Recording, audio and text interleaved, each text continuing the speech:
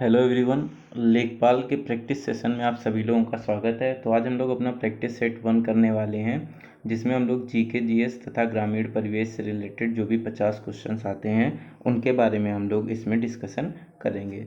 तो देखते हैं, हमारा जो पहला क्वेश्चन है वो लिखा है कि विश्व प्रसिद्ध मोर सिंहासन का निर्माण और उसकी लाल किले में स्थापना निम्न में से किस मुगल शासक ने की थी। तो हमारा पहला क्वेश्चन है कि जो मयूर सिंहासन बनाया गया था उसका निर्माण किसने कराया था और उसकी लाल किले में स्थापना किसने कराई थी। तो जो इसका सही आंसर है कि मयूर सिंहासन का निर्माण जो है वो ऑप्शन नंबर ए शाहजहां ने करवाया था। शाहजहां ने अपने काल में कराया था तथा इसके बाद में इसका जो स्थापना है वो लाल किले में इसकी स्थापना कराई गई थी। ठीक है, तो पहले का आंसर जो है वो शाहजहां हो जाएगा। क्वेश्चन नंबर 53 जो कि दिया गया है, यानी 50 क्वेश्चन आगे के वैसे होते हैं, 50 क्वेश्चन बाद में ग्रामीण परिवेश और जीके जीएस के होते हैं। निम्नलिखित में से कौन अवध के कृषक आंदोलन का नेता था। तो ऑप्शन ए दिया है Baba Ramchandra, option B Mahatma Gandhi, option C B R Ambedkar और ऑप्शन डी अल्लूरी सीताराम राजू। तो इन चार में से जो आपका सही आंसर है वो है बाबा रामचंद्र। ठीक है, तो ऑप्शन नंबर ए जो है वो इसका राइट आंसर है कि जो अवध अवध का क्षेत्र, यानी अवध का क्षेत्र कौन सा है, जो लखनऊ कानपुर इधर का जितना भी इलाका है वो सारा का सारा क्या है, पिछले समय में अवध के क्षेत्र में आता था। और अवध के क्षेत्र में जो किसानों से रिलेटेड आंदोलन था वो किसने चलाया था, बाबा रामचंद्र ने चलाया था। और ये जो बाबा रामचंद्र थे ये कहाँ के रहने वाले हैं, अगर आप लोगों से पूछा जाए तो ये अवध क्षेत्र के ना रह करके ये जो थे ये महाराष्ट्र के रहने वाले थे। महाराष्ट्र से इन्होंने अवध की तरफ आकर के जो था वो कृषक आंदोलन चलाया था। ठीक है, तो ये दो क्वेश्चन आप लोग अच्छे से पता रखेंगे। फिर देखिए अगला क्वेश्चन किसमें है, लिखा है 54 क्वेश्चन में किसने बंगाल में स्थायी उपनिवेश की शुरुआत की थी। Lord Curzon, William Bentinck, Lord Cornwallis तथा लॉर्ड डलहौजी। तो ऑप्शन 54 का जो आंसर है वो है लॉर्ड कॉर्नवालिस। आप लोगों ने सभी सही कई जगह पढ़ा होगा कि स्थायी बंदोबस्त या स्थायी उपनिवेश की शुरुआत किसने की थी, कॉर्नवालिस ने की थी। तो कॉर्नवालिस का जो टाइम पीरियड था वो क्या था, 1786 से लेकर के 1793 तक। ये जो था ये कॉर्नवालिस का टाइम पीरियड था। इस समय पर आकर के उसने स्थायी उपनिवेश तथा स्थायी बंदोबस्त की स्थापना की थी। इसके अंतर्गत उसने क्या किया था, जितने भी जमींदार को भू राजस्व का 8/9 भाग जो था वो ईस्ट इंडिया कंपनी को देना रहता था और 1/9 भाग जो था वो अपनी सेवाओं के लिए अपने पास रखना पड़ता था। मतलब इसने एक टैक्स लगाया था 8/9, यानी अगर आप एक कोई हिस्सा मान लीजिए बहुत बड़ा हिस्सा इतना आपने उगाया है गेहूं का, तो इसके आप 9 पार्ट में इसको आप क्या कर दीजिए, डिवाइड कर दीजिए। और 9 पार्ट में डिवाइड करने के बाद 8 हिस्से तो ईस्ट इंडिया कंपनी को आप लोग दे दीजिए और जो उसमें से एक हिस्सा बच जाएगा वो एक हिस्सा आप लोग अपने लिए अपने पास रख लीजिए। तो ऐसा इसने नियम चलाया था। तो इसका ऑप्शन है कॉर्नवालिस। और कॉर्नवालिस कब आया था, 1786 से लेकर के 1793 तक। और पूछा जा सकता है कि इसमें कितने भाग ईस्ट इंडिया कंपनी को देना पड़ता है, तो यहाँ पर 8/9 भाग जो ईस्ट इंडिया कंपनी को देना पड़ता था और 1/9 भाग जो है वो अपने पास रखना पड़ता था। ठीक है, और इसे ही नागरिक सेवा का जनक भी माना जाता है। ठीक है, अगला क्वेश्चन है निम्नलिखित घटनाओं का सही क्रम क्या है। तो देखिए दिया गया है रॉलेट एक्ट, गांधी इरविन समझौता, एल्बर्ट बिल और मार्ले मिंटो सुधार। आप सभी लोगों को सब चीज़ की जानकारी होगी, लेकिन ये एल्बर्ट बिल वगैरह जो है हो सकता है इसके बारे में न जानकारी हो, बाकी सब आप लोग पढ़े हुए हैं। तो याद रखिएगा जो एल्बर्ट बिल था वो हमारा आया था 2 फरवरी 1883 को ये आया था। तो यानी एल्बर्ट बिल जो था वो कब आया था, 1883 को आया था। और मार्ले मिंटो सुधार जो था वो कब आया था, 1919 में आया था। इसी को क्या बोलते हैं, भारत में सांप्रदायिक चुनाव का जनक, क्योंकि इसमें क्या किया था, सांप्रदायिकवाद को बढ़ावा दिया था। और इसने क्या किया था कि जो मुस्लिमों के लिए थी वो पृथक निर्वाचन प्रणाली की बात कही थी। ठीक है, उसके बाद जो हमारा आया था वो आया था रॉलेट एक्ट 19 मार्च 1919 में ये आया था। और सबसे लास्ट में गांधी इरविन समझौता जो है वो 5 मार्च 1931, यानी गांधी इरविन समझौता जो है वो 1931 में आया। यानी सबसे पहले क्या आया, एल्बर्ट बिल आया, यानी 4 वाला देखिए। तो 4 इसमें भी है, 4 इसमें भी है। उसके बाद में क्या है, 1919 का मार्ली मिंटू सुधार, तो इसमें थर्ड वाला दिया गया है, यानी इससे हमें क्या पता चला, ऑप्शन नंबर बी जो है वो इसका राइट आंसर है। फिर देखिए पूछा गया है केंद्रीय आलू संस्थान कहाँ स्थित है। अब ऐसे याद रखिए, आलू संस्थान आप लोगों को जो मैंने पिछले वीडियो पढ़ाए थे संस्थान वाले, उसमें आप लोगों को मैंने बताया था आलू संस्थान की अगर बात चल रही है तो आलू कहाँ पर उगेगा उसी जगह उगेगा जहाँ पर ज़्यादा ठंडी होगी, ठीक है। तो इसका जो जगह है वो कुफरी, कुफरी एक जगह पड़ती है शिमला, वहीं पर क्या है, केंद्रीय आलू संस्थान है। जो जगह है उसका नाम क्या है, कुफरी, कुफरी। इस जगह में शिमला में ये क्या है, केंद्रीय आलू संस्थान है। तो इसका ऑप्शन नंबर बी जो है वो राइट आंसर होगा, ठीक है। उसके बाद में देखिए अगला जो हमारा क्वेश्चन है उसमें लिखा है गंडक सिंचाई परियोजना किन प्रदेशों का एक संयुक्त प्रयास, मतलब प्रयास है। उसमें देखिए लिखा है उत्तर प्रदेश एवं मध्य प्रदेश का, उत्तर प्रदेश एवं बिहार का, उत्तर प्रदेश एवं उत्तराखंड का, और उत्तर प्रदेश एवं हरियाणा का। तो जो 57 जो आंसर है इसका आंसर होगा। आप लोगों ने देखा होगा कि जो गंडक नदी है वो इस किस तरीके से ऐसे होती हुई किधर से जाती है, यहाँ से आती है और महाराजगंज से, कुशीनगर से आती है और महाराजगंज होकर के निकल जाती है। और उत्तर प्रदेश के पूर्वी भाग में कौन सा एक मतलब राज्य पाया जाता है, वो है हमारा बिहार। तो यानी क्या है कि ये उत्तर प्रदेश से होकर के बिहार में चली जाती है, मतलब ये किसकी परियोजना है, एक तो उत्तर प्रदेश की परियोजना है और दूसरी बिहार की परियोजना है। तो देखिए इससे रिलेटेड कोई ऑप्शन दिया है तो हाँ, ऑप्शन नंबर बी दिया है। तो 57 का ऑप्शन नंबर बी जो है वो इसका राइट आंसर हो जाएगा। उसके बाद में देखिए 58 क्वेश्चन लिखा है निम्न में से कौन सा स्थान स्टील निर्माण से संबंधित है। तो जमशेदपुर और झारखंड दिया है, झरिया झारखंड दिया है, बर्नपुर पश्चिम बंगाल दिया है, दुर्गापुर और पश्चिम बंगाल यहाँ पर दिया गया है, दुर्गापुर पश्चिम बंगाल दिया है। यानी जमशेदपुर झारखंड दिया है, बर्नापुर पश्चिम बंगाल, दुर्गापुर पश्चिम बंगाल, झरिया झारखंड दिया है। तो जो 58 वाला जो हमारा क्वेश्चन दिया है इसका जो राइट आंसर है वो है झरिया झारखंड, ठीक है। झरिया झारखंड, यहाँ से कोयले का निर्माण भी किया जाता है, ठीक है। जापान की में होन्शु नामक द्वीप किसके लिए प्रसिद्ध है। तो याद आपको पता होगा कि जापान जो है 4 मेन इसके द्वीप है, होक्काइडो, होन्शु, क्यूशु और शिकोकू ऐसे करके है।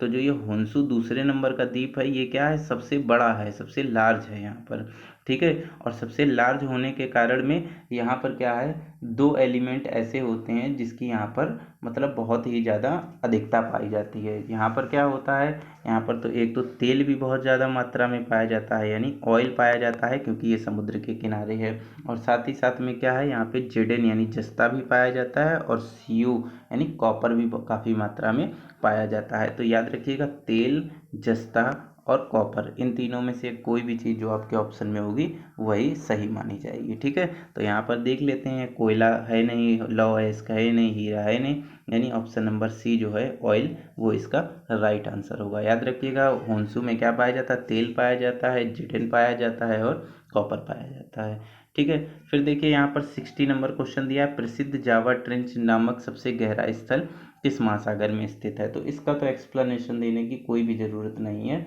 आप सभी लोगों को पता होगा कि जो इसका आंसर है वो क्या है, हिंद महासागर में है, ठीक है। ये वाला दिया गया है। इसी तरीके से अगर देखा जाए तो मेरियाना गर्त जो है, तो मेरियाना गर्त कहाँ पर स्थित है, वो प्रशांत महासागर में यानी पैसिफिक ओशन में स्थित है।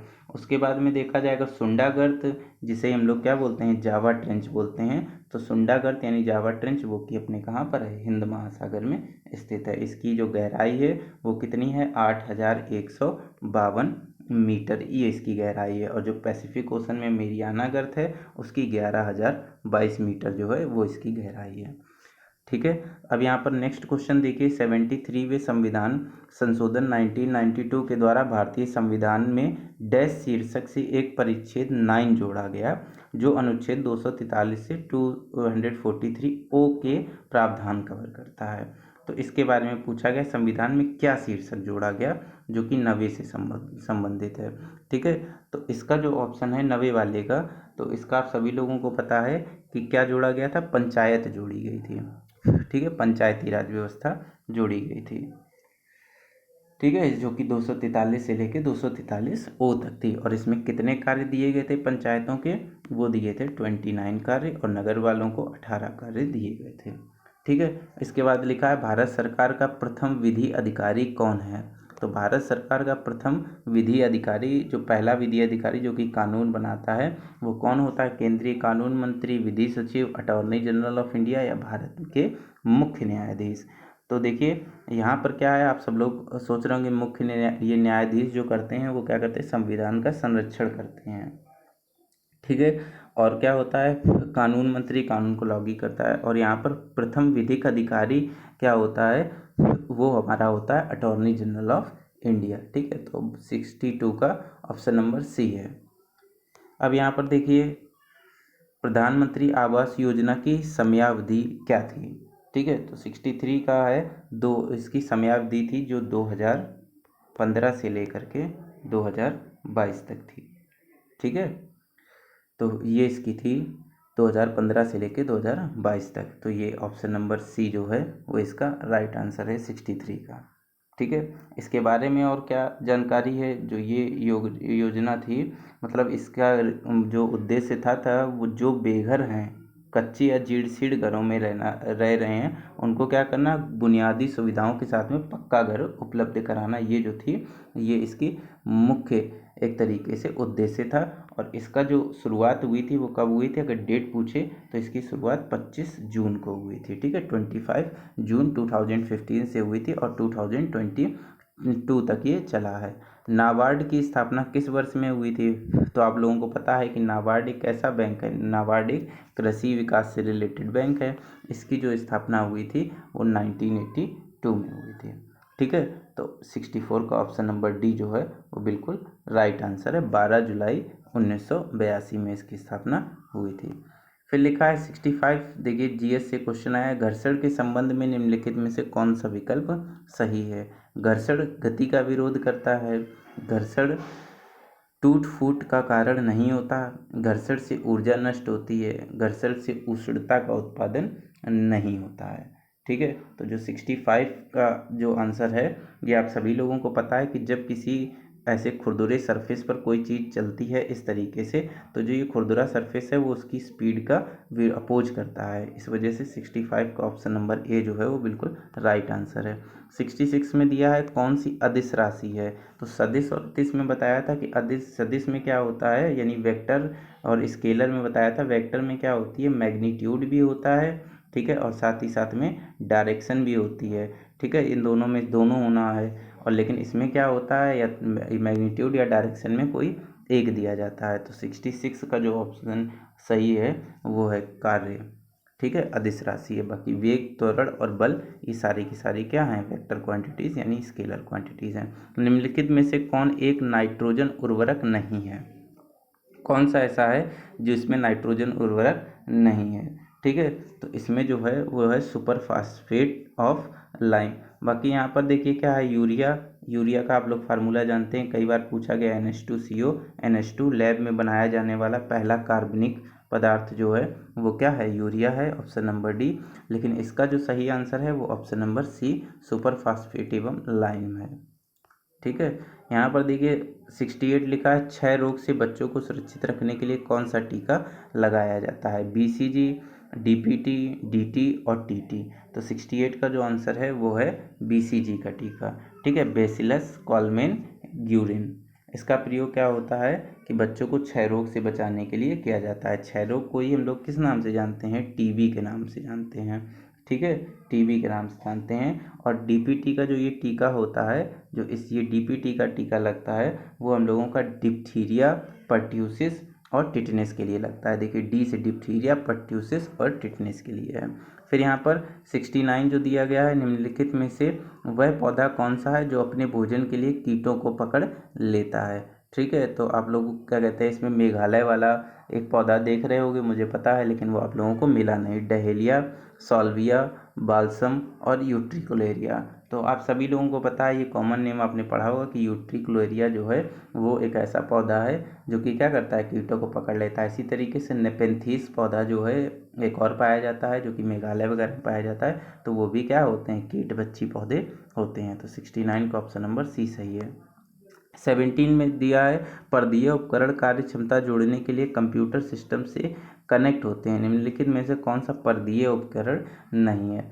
परदीय उपकरण की बात कर रहे हैं पेरिफेरल डिवाइसेस के बारे में, ठीक है। पेरिफेरल डिवाइसेस जो बाहर से कनेक्ट होते हैं, आउटर से कनेक्ट होते हैं, और मतलब जो पहले से नहीं उसमें जुड़े हुए होते हैं। ठीक है, तो याद रखिएगा, माउस बाहर से कनेक्ट करते हैं, स्कैनर कनेक्ट करते हैं, मुद्रक कनेक्ट करते हैं, लेकिन मदरबोर्ड जो होता है वो पहले से ही सीपीयू में इनबिल्ट आता है। तो इसको हम लोग क्या करते हैं, ये पेरिफेरल डिवाइस या बाहर से कनेक्टेड नहीं होता है, इसलिए इसका ऑप्शन नंबर डी जो है वो राइट आंसर है। देखिए कंफ्यूज मत होइएगा, ऑप्शन डी इसका राइट आंसर है। ठीक है, चलिए चलते हैं नेक्स्ट क्वेश्चन पे। तो देखिए यहाँ पर दिया गया है क्वेश्चन नंबर 71। इसमें लिखा हुआ है कि सूची 1 को सूची 2 से सुमेलित कीजिए तथा सूचियों के नीचे दिए गए कोड का प्रयोग करते हुए सही उत्तर छाटिए। तो देखिए यहाँ पर दिया गया है कि कौन सा मेला कहाँ लगता है।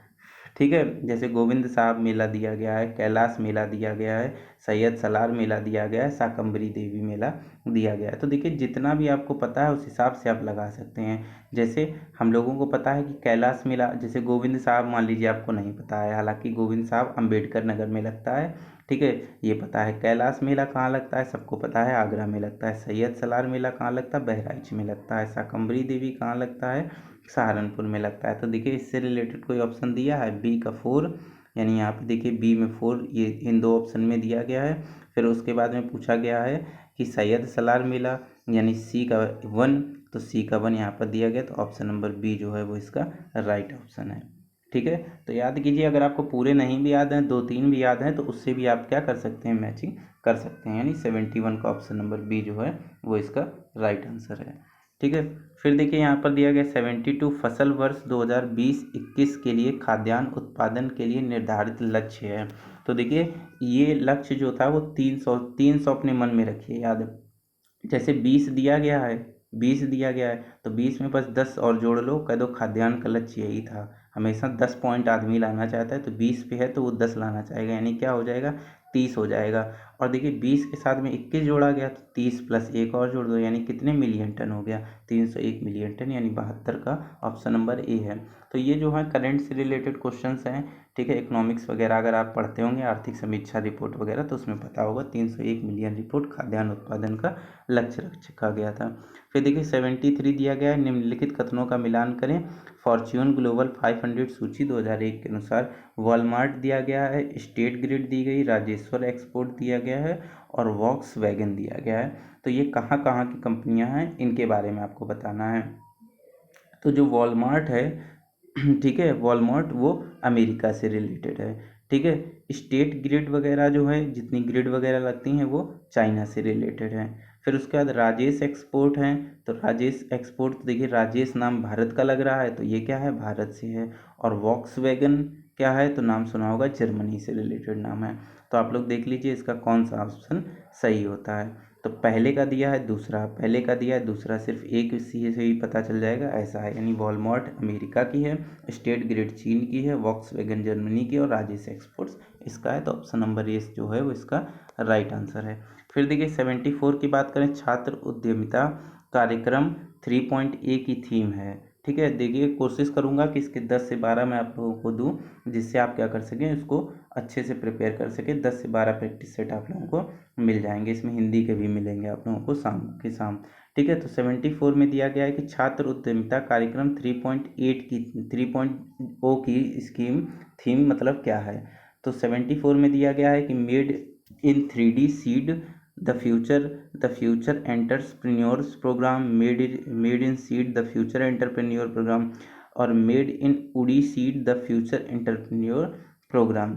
ठीक है, तो ये ऑप्शन नंबर डी जो है वो इसका राइट आंसर है। छात्र उद्यमिता थीम क्या है, 3.0 की स्कीम यही है। ठीक है, फिर देखिए यहाँ पर लिखा है कि निम्नलिखित दिए गए कथनों का मिलान करें। एशिया विकास आउटलुक अनुपूरक जुलाई 2021 संबंधित। तो देखिए यहाँ पर क्या है, देश दिए गए हैं और उसकी जीडीपी की अनुमानित वृद्धि दर दे रखी है कि किसकी क्या होगी। ठीक है, तो जो सबसे पहले देखिए 75 में दिया गया है कि भारत की अनुमानित दर कितनी रहेगी। ठीक है, तो याद करना कि भारत की जीडीपी अभी बहुत डाउन है, तो जैसे ही अगर वो थोड़ा सा भी सुधार करेगी तो भारत के हिसाब से बहुत ज़्यादा सुधार हो जाएगा, यानी भारत की जो है वो 7.5 है। फिर उसके बाद में दक्षिण एशिया की जो दी गई है, तो दक्षिण एशिया की जो है वो 7% दी गई है। चाइना की इकोनॉमी पूछी गई है, उसकी कितनी बढ़ने की, ऑलरेडी ज़्यादा है तो कितनी भी बढ़ेगी, ज़्यादा नहीं बढ़ पाएगी, 5.5। और पूर्वी एशिया की अगर हम लोग बात करें तो इसकी 5.1 है। पूर्वी एशिया में जैसे कि तुर्की आ जाते हैं, ये सारे देश जितने भी हैं ये पूर्वी एशिया के देश हैं। सॉरी, पूर्वी एशिया के देश उधर चले जाएं तो दूसरे मतलब देश हैं जैसे सिंगापुर वगैरह, इन सब ये सारे देश हो जाए। ठीक है, अब यहाँ पर देखिए तो ये है, यानी भारत का 7.5 है, दक्षिण एशिया का 7 है, चीन की 5.5 है और पूर्व एशिया का 5.1 दिया गया है। तो 75 का ऑप्शन नंबर यहाँ पर देख लेंगे, इसके हिसाब से जो ऑप्शन है वो एज वाला सही है इसमें। ठीक है, भारत में रजत क्रांति किससे संबंधित है? तो रजत क्रांति आपको सबको ही पता होगा, रजत क्रांति यानी ऑप्शन नंबर बी अंडा उत्पादन से संबंधित है। ठीक है, रजत क्रांति ये है। अच्छा, आप लोग लिखिएगा कमेंट बॉक्स में हरित क्रांति किससे संबंधित है। हरित हो गया, उसके बाद श्वेत क्रांति किससे संबंधित है। ठीक है, और नीली क्रांति किससे संबंधित है। सब लोग कमेंट बॉक्स में आप लिखते जाइए। गुलाबी क्रांति किससे संबंधित है। लाल क्रांति किससे संबंधित है। लाल के बाद में स्वर्ण क्रांति किससे संबंधित है। तो ये लिखिएगा आप लोग, ये क्रांति किससे संबंधित है, आप लोग वहाँ पे कमेंट बॉक्स में लिख के बताइएगा। ठीक है, तो इसका जो ऑप्शन है वो ऑप्शन नंबर बी सही है। फिर उसके बाद लिखा है 77 में NSSO रिपोर्ट 2015 के अनुसार कितने प्रतिशत ग्रामीण परिवार की रसोई में मिट्टी के तेल से खाना बनाया जाता है। तो देखिए गांव से रिलेटेड है, तो गांव परिवेश से रिलेटेड डेटा आपसे पूछे जा सकते हैं। तो इसमें जो है वो आपका 1% इसका राइट आंसर है, क्योंकि अभी क्या है, उज्ज्वला योजना के तहत सबको सिलेंडर मिल गए तो इसका उपयोग कम हो गया है। ठीक है, फिर यहाँ पर लिखा गया है कि परिक्षेत्रीय मृदा को और क्या नाम से कहते हैं, जानते हैं। ठीक है, तो 78 का ऑप्शन नंबर डी सही है। तो ट्रांसपोर्टेट मृदा भी कहते हैं, ड्रिफ्ट मृदा भी कहते हैं और एल्यूवियल सॉइल भी इसको कहते हैं। ठीक है, तो ऑप्शन नंबर डी जो है वो इसका और सही होगा। सारे ऑप्शन इसके सही हैं। 79 में भारत में कितने प्रतिशत ग्रामीण घरों को बिजली सुलभ है। कितने ग्रामीण घरों को, तो अब देखिए जो लक्ष्य है इस समय वो बढ़ाया जा चुका है और अब ऐसा माना जाता है कि लमसम 90% लोग जो हैं उनके घरों में बिजली आ गई है। ठीक है, तो ऑप्शन नंबर डी इसका सही है। 80 लिखा है पकते ही हरा टमाटर लाल क्यों हो जाता है।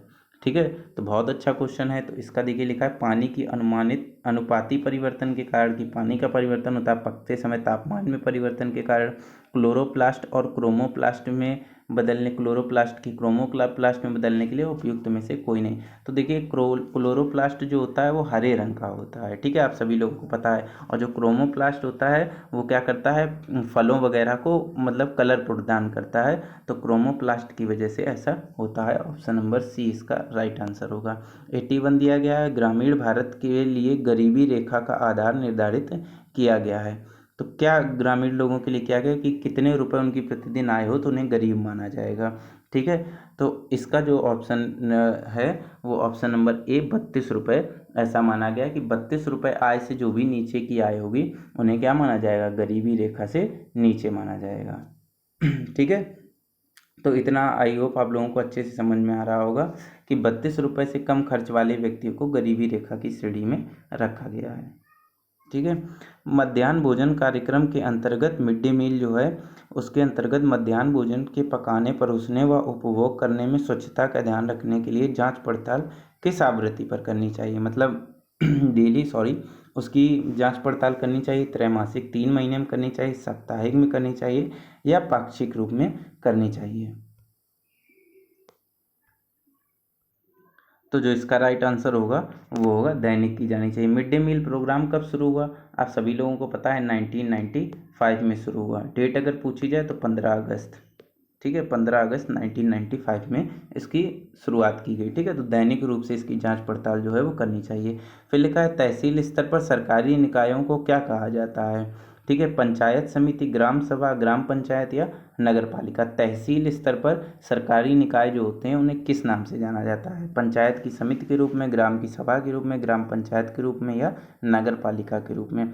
तो जो इसका राइट आंसर है वो है पंचायत समिति के रूप में। ठीक है, लोगों का कलेक्शन होता है, इसी को सरकारी निकाय के रूप में कहा जाता है। ठीक है, तो 83 का ऑप्शन नंबर ए जो है वो राइट होगा। फिर देखिए यहाँ पर दिया गया है कि 84 में निम्नलिखित जिला अस्पतालों के लिए भारतीय लोक स्वास्थ्य मानकों के अनुसार 10 लाख जनसंख्या वाले प्रत्येक जिले में कम से कम कितने बिस्तर होने चाहिए। ठीक है। तो इसमें अब बताया गया कि जिला अस्पतालों में कितने बेड वगैरह की व्यवस्था होनी चाहिए जहाँ पर 10 लाख की जनसंख्या जो है वो निवास करती है।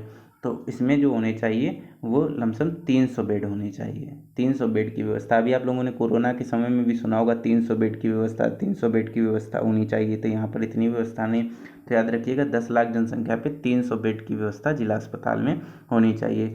कुटीर ज्योति योजना से निम्नलिखित में से कौन सा कार्यक्रम संबंधित है? जो कुटीर ज्योति योजना है, कुटीर यानी छोटे उद्योग वगैरह के लिए, तो कुटीर ज्योति योजना का मुख्य उद्देश्य जो था आप लोगों को बता दो, ग्रामीण क्षेत्रों में गरीबी रेखा से नीचे जीवन यापन करने वाले परिवारों को क्या होता है, बिजली उपलब्ध कराना था। और ये योजना जो शुरू हुई थी, कुटीर ज्योति योजना, ये जो हुई थी वो 1988 से चली थी और 89 में इसकी शुरुआत हुई थी। ठीक है, 88 में इसका कार्यक्रम शुरू हो गया था और 89 में पूरी तरीके से लागू कर दी गई थी। तो इसमें जो है ऑप्शन सी का इसका राइट आंसर होगा कि गरीबी रेखा से नीचे यापन करने वाले के लिए विद्युत उपलब्ध कराना। कुटीर ज्योति योजना, कुटिया में ज्योति जलाना, तो एक तरीके से रोशनी करना। तो 89 में इसकी स्थापना हुई थी। 86 दिया गया है, बलवंत राय मेहता समिति की प्रजातांत्रिक विकेंद्रीकरण की सिफारिश के अनुसार क्या बोला गया था? जिला, ब्लॉक एवं ग्राम स्तरों पर त्रिस्तरीय प्रजातांत्रिक पंचायत राज्य संस्थाओं का गठन होना चाहिए। तो देखिए, आप सभी लोगों को पता है कि ये जो बलवंत राय मेहता समिति ने जो अपनी रिपोर्ट दी थी, वो दी थी इन्होंने अपनी 1957 में अपनी रिपोर्ट दी थी, जिसमें इन्होंने क्या किया था, 3 स्तर बताए थे।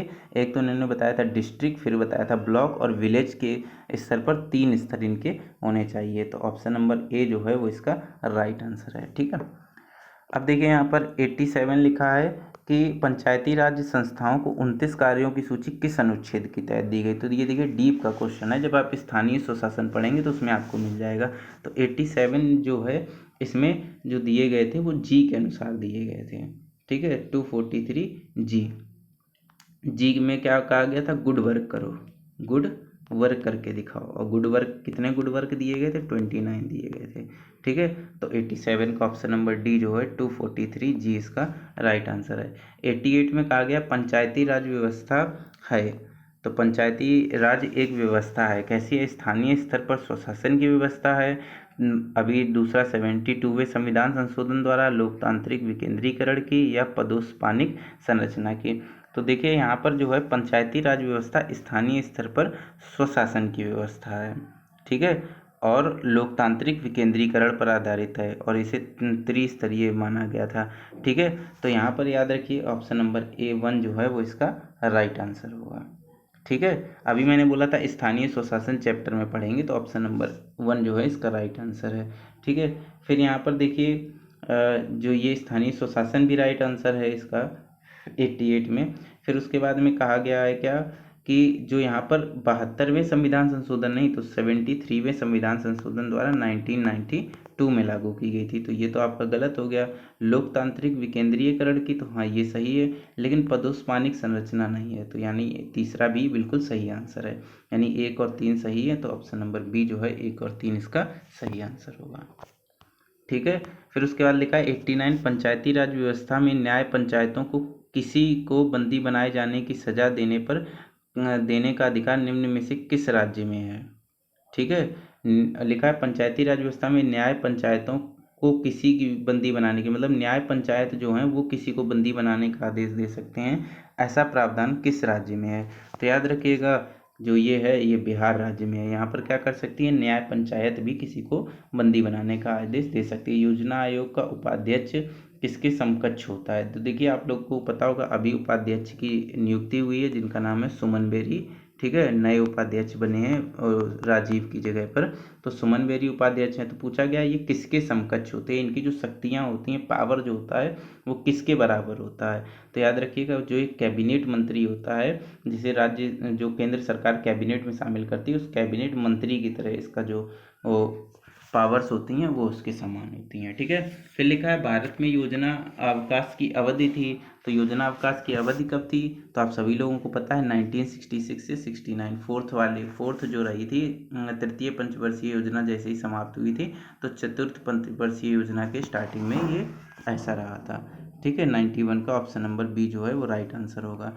फिर देखिए यहाँ पर अगला जो दिया गया है, भारतीय अर्थव्यवस्था में कृषि का योगदान में क्या हो रहा है, बढ़ रहा है, घट रहा है, स्थिर है, उपरोक्त में से कोई नहीं है। तो और 92 में आप सभी लोगों को पता है कि घट रहा है। हम लोग क्या कर रहे हैं, शहरों की तरफ भाग रहे हैं, तो इस वजह से इसका योगदान घट रहा है। NAFED किससे संबंधित है, नेफ्ट जो है वो किससे संबंधित है, तो इसका पूरा जो हिंदी में अगर पूछा जाए तो राष्ट्रीय कृषि सहकारी विपणन संघ लिमिटेड जो है वो ये है, और इसका जो है कृषि उत्पादकों के विपणन से संबंधित है, NEFED, नेफ्ट। ठीक है, कृषि उत्पादकों के विपणन से संबंधित है। 94 में लिखा है भारत में श्वेत क्रांति का जनक किसे कहा जाता है, तो ये तो फेवरेट क्वेश्चन होते हैं। जैसे हरित क्रांति का जनक MS स्वामीनाथन को कहा जाता है। ठीक है, उसी तरीके से विश्व स्तर पर हरित क्रांति का जनक किसे कहा जाता है, सबको पता है, उनको नॉर्मन बोरलॉग को कहा जाता है। इसी तरीके से पूछा गया श्वेत क्रांति का जनक, तो डॉक्टर वर्गीज कुरियन को कहा जाता है। ठीक है, 95 में पूछा गया भारत में तंबाकू का सबसे बड़ा उत्पादक राज्य कौन सा है, तो भाई तंबाकू कौन सबसे ज़्यादा खाते होंगे, तो तंबाकू का सबसे बड़ा उत्पादक राज्य कौन सा है, गुजरात है। ठीक है, गुजरात है। 96 में सर्व शिक्षा अभियान निम्नलिखित में से किस आयु वर्ग के लिए है, तो आप सभी लोगों को पता है सर्व शिक्षा अभियान किसके लिए है। तो हम लोग जब पढ़ते भी हैं तो क्या पढ़ते हैं हम लोग, 6 से 14 वर्ष के बच्चों के लिए निःशुल्क शिक्षा। कब आया था, 2002 में, 86वां संविधान संशोधन।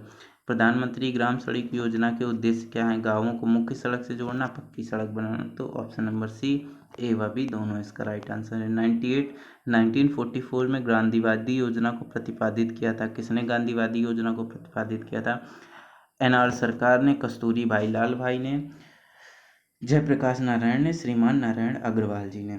तो जो 98 का सही आंसर है वो है हमारा option number D, Shriman Narayan Agarwal जी ने। ठीक है, इसी तरीके से एक पूछा जाता है बॉम्बे प्लान, तो 8 उद्योगपतियों के लिए था, क्योंकि बॉम्बे उसका पीपुल्स प्लान, तो एम एन रॉय जो हैं उन्होंने पीपुल्स प्लान किया था। सर्वोदय योजना ये और इनकी पूछी जाती है, जयप्रकाश नारायण की सर्वोदय योजना। ठीक है, तो ये किसकी है, जयप्रकाश नारायण जी की है, इम्पोर्टेंट है, पढ़ लीजिएगा, सर्वोदय योजना जयप्रकाश नारायण की है। फिर उसके बाद में देखिए गांधीवादी योजना श्री नारायण अग्रवाल जी की हो गई। फिर लिखा है समाजवादी पेंशन योजना निम्नलिखित में से किस वर्ग के लोगों को लाभान्वित करती है, तो जो ये है इसमें सामान्य वर्ग भी शामिल होता है, अनुसूचित वर्ग भी शामिल होता है, अल्पसंख्यक भी शामिल होता है, मतलब ऑप्शन नंबर डी उपयुक्त सभी इसका राइट आंसर है। ठीक है, फिर लिखा है 100 वाला, उत्तर प्रदेश में क्रियान्वित की जा रही निम्नलिखित योजनाओं में से कौन सी एक केंद्रीय सरकार की योजना नहीं है, तो देखिए महात्मा गांधी राष्ट्रीय ग्रामीण गारंटी अधिनियम ये है। ठीक है, ये भी है, जवाहरलाल वाली भी है, गंगा एक्सप्रेसवे जो ये है ये इनकी योजना नहीं है, ये उत्तर प्रदेश सरकार की योजना है। ठीक है, जो कि कब शुरू की गई थी, 2008 में इसकी शुरुआत की गई थी। ठीक है, तो आई होप आप लोगों को 50 क्वेश्चंस ये बहुत अच्छे लगे होंगे। इसी तरीके से रात में आप लोगों के लिए मैथ्स और हिंदी के भी क्वेश्चंस आएंगे, और एटलीस्ट पेपर होने तक 10 प्रैक्टिस सेट सॉल्व कर लेंगे तो मे भी कुछ नहीं तो अगर यदि 4 से 5 क्वेश्चन भी हमारे सारे प्रैक्टिस सेट से फंसते हैं, बड़ी बात नहीं कहता हूँ, तो वो भी आप लोगों के लिए कुछ नंबर गेन करने में मदद करेंगे। तो मिलते हैं हमारे नेक्स्ट वीडियो में, तब तक के लिए बाय बाय।